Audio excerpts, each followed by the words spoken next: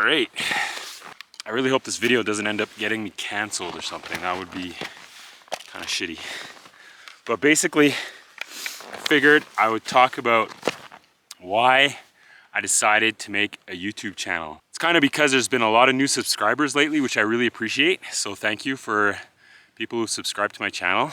My idea for this channel was because I found that I wasn't capturing and documenting all of the things that I'd done over the years. So I've been backpacking and climbing and just doing all kinds of stuff for the past 20 years pretty continuously, and then before that as a teenager and even as a kid, and I have like a handful of pictures. So I figured, you know what, maybe I'll try and start a YouTube channel. And this was, I think it was during the pandemic. I wasn't feeling super motivated or excited about going backpacking for whatever reason. So I was like, you know what, I'm gonna add this new aspect to it. I'm gonna try and make YouTube videos to try and tell a story of kind of what I do and things like that. So it was sort of capturing and doing a better job of documenting, and just for my own personal, you know, for the future to have a record of all these different things that I do.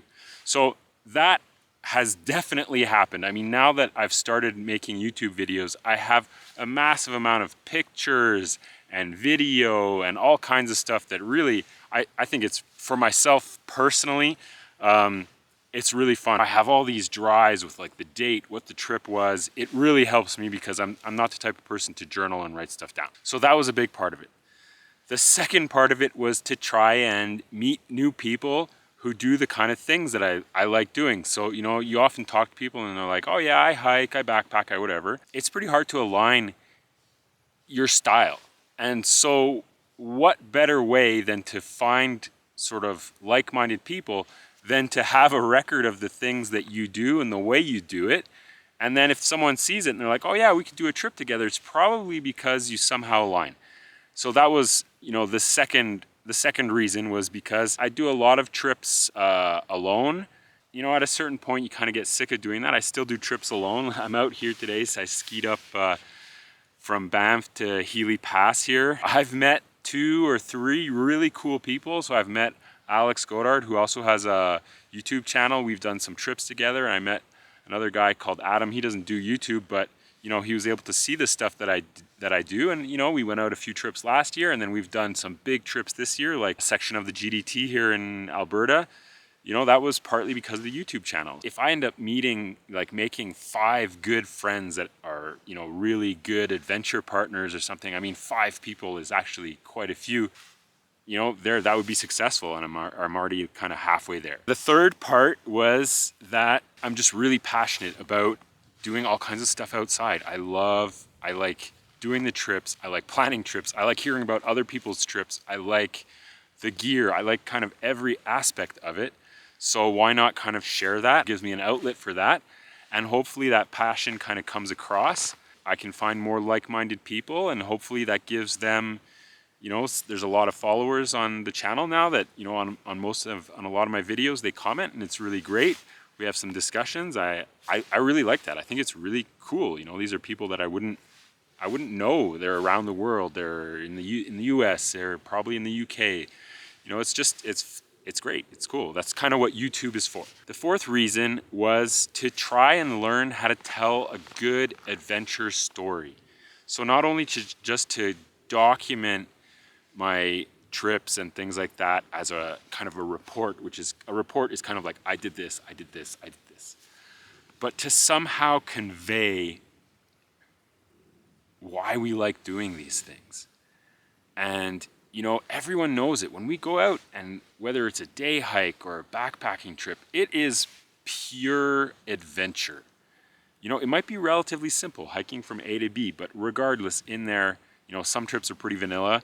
It's pure adventure, and people often ask me, why do you go do that? Like, kind of, why do you put yourself through that misery? Really, one of my goals was to try and learn how to tell that story. Documenting trips is ridiculously hard. You know, making a trip video that people want to watch, that's just not boring. So I'm not there yet with that, and I think that's a real challenge. What I've been noticing lately is that, you know, a lot of my videos do better when they're just sort of authentic, when I just say things how they are.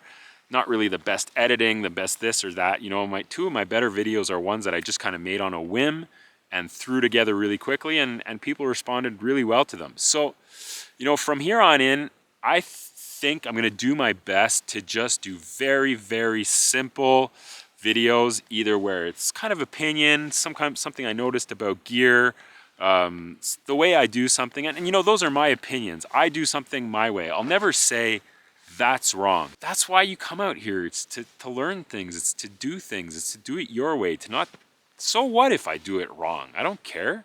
It's my prerogative to do things wrong. I want to do it my way. I don't need someone to tell me that it's wrong or right. And I feel like there probably is a whole bunch of people out there that think along those lines, that, you know, they do their way. They have a lot of experience. I know that there's, you know, a lot of people that have subscribed to my channel that have commented. I can tell they have tons and tons and tons of experience outside, and it's really cool. So, you know, I'm gonna stay away from doing videos like this is wrong or mistakes or things like that. It's just more, this is how I do things. If it can help you, and if you think it's interesting or an interesting way, or you have a different way, you can say that, and that's cool.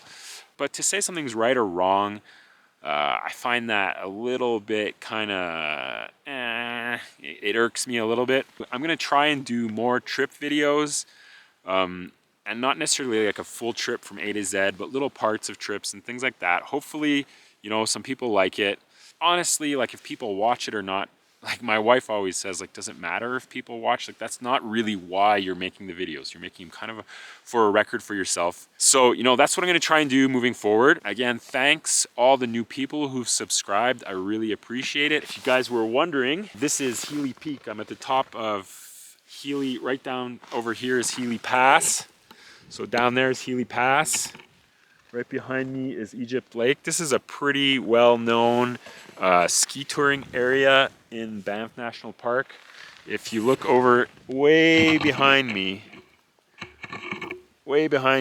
is Assiniboine Peak, is Mount Assiniboine, which is it's a landmark here in the Rockies. So that's it. I'm signing off, and I got to do a long ski out, and hopefully I'm not going to be home too late. All right, bye.